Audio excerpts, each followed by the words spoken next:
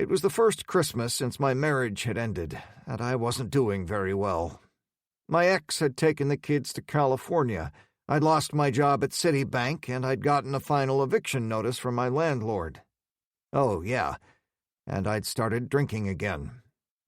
But worst of all, I couldn't wish Gretchen, my soulmate, a Merry Christmas, or tell her how much I still loved her. I hadn't been in touch with Gretchen since that night last July when I went to see her at NYU Medical Center.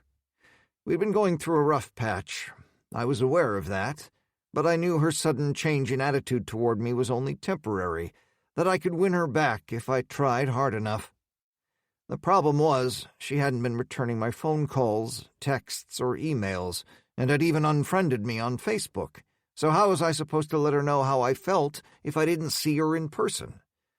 I didn't want to show up at her apartment. See how respectful I was trying to be? So I went to the hospital instead. I went right up to the floor where she worked, down the corridor, and found her in a room, hooking up something with tubes, maybe a catheter, to some old guy. "Stephen, what the hell are you doing here?" Okay, so she sounded angry, even furious, but I knew she was actually happy to see me. I could see the happiness in her eyes. She was wearing her usual perfume that always drove me crazy, and she looked so beautiful. Wavy auburn hair, pale blue eyes, freckled face. "I want to count all your freckles," I'd once told her at the Hotel Chandler in Midtown, where we used to meet. "I just want to talk to you."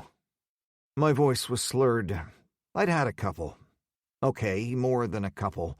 I added, "For 2 minutes." "You have to leave." "I'll wait," I said.